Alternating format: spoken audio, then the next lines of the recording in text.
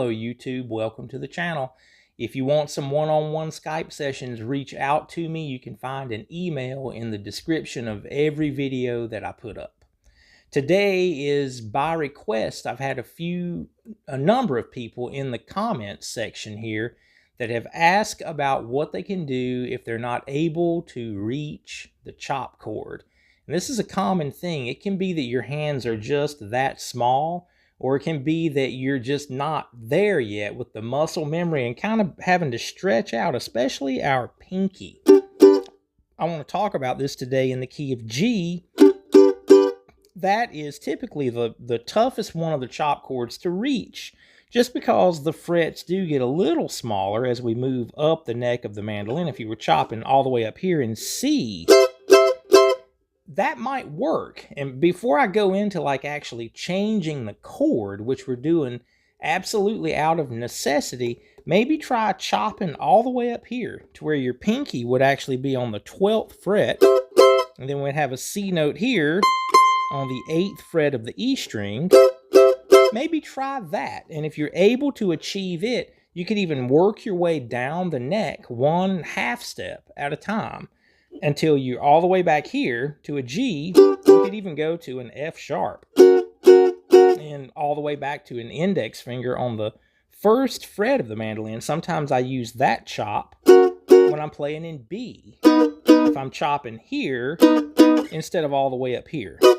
Anyway, that's just a recommendation, because in the end, your goal should be to be able to play this Bill Monroe chop chord and not just figure out what we're going to talk about today and go with that forever. But what we can do, instead of having a 4-note chord, we can reduce this to 3 notes. And with this G, we're going to take the 5th out.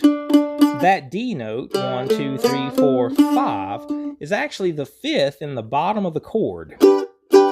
That's the sound that we're used to hearing when we chop, because that D note is the front edge of it, if you wanted to think of it that way, because when your pick strikes the strings, that's the first note that it makes contact with. So we're going to lose that, because what we're going to do is play the 3rd in the bottom of the chord. A lot of times, if I thought of playing the 3rd in the bottom, it would be this inversion of the G chord, where we'd have the 3rd, the root, and then the 5th. So what we're going to do today, because we can't reach that chop, is to actually put 2/3 in the chord. We're going to have a B note here, and then we'll still play the G on the 5th fret of the D string, and then a B note here, the 2nd fret of the A string. So we have 2/3 in that chord, but it's way easier to reach physically. So if you're not, some tunes, I mean, you just have to chop for it to sound like bluegrass. And if you're not going to be able to get away with playing a strummy kind of rhythm or anything like that, this can be our chord that we use in the time that it takes to stretch out to the chop chord. But you can hear the difference in the sound. Now the typical chop chord with the 5 in the bottom. It does lose something, but it's not quite as noticeable in the context of a band, because your chop is, as you know, you're going to be playing the 2 and the 4 of a 4 count, and the bass would be on the 1 and the 3, and then the guitar rhythm is dividing the measure. All those things are going on around it, so you can get by with that.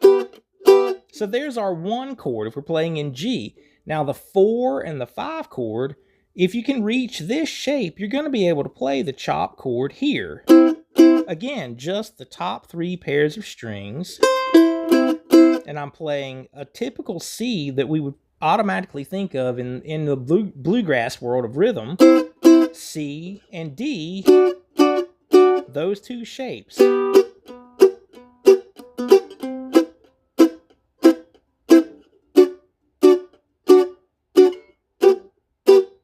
Now the other G, you can hear a difference. Now the other inversion. I think the time that it lacks the most is when we play a swell. If I do that with the chord that we're used to hearing, it really falls on your ear the way what we want to hear in a bluegrass setting like that. But this chord can get you in the rhythm section playing a chop, and more importantly, practicing your vamp. Because if you've been playing strummy rhythm,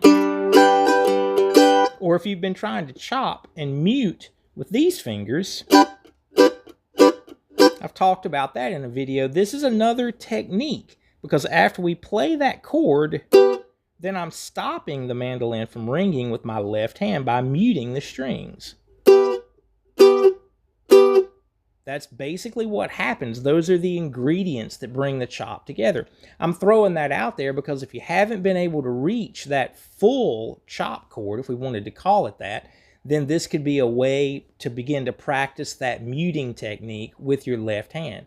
So this is one scenario. If that root chord were on the bottom 3 pairs of strings, let's say you were playing in D. Here's where this would change, where the root chord, if we were playing on the top 3 pairs of strings, would be this chop shape that we're used to.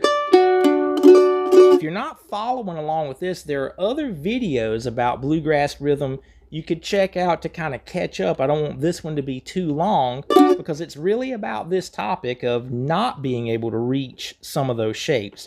Anyway, this root chord would be our familiar shape of D, and I'm not playing the third up here and using my pinky the way a lot of times you see players do that, and I use that chord as well. I'm taking the pinky out of this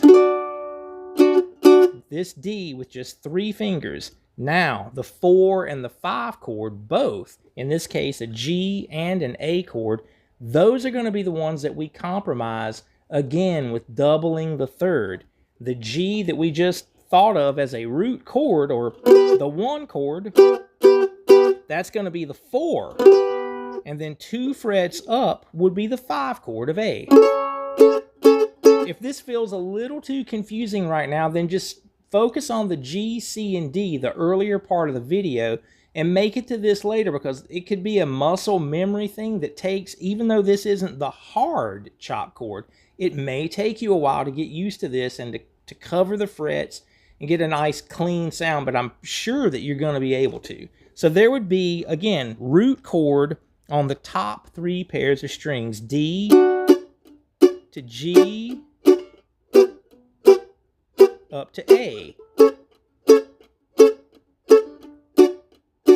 Try this out and see if it doesn't help to get you in the game of playing a chop chord at a jam session or playing along with records. That'd be a great place to start with this, with just some 3-chord straight bluegrass material, maybe bluegrass album band records. Those are always my recommendation of something that you want to practice with to feel, get past these shapes so that you can listen to the dynamics and the swells and the way the music breathes. That's what's really fun about this. So we have to get by or get past the fundamentals like this so that we can enjoy the things about bluegrass rhythm playing that are so fun, and the feel and the spirit of it. Good luck.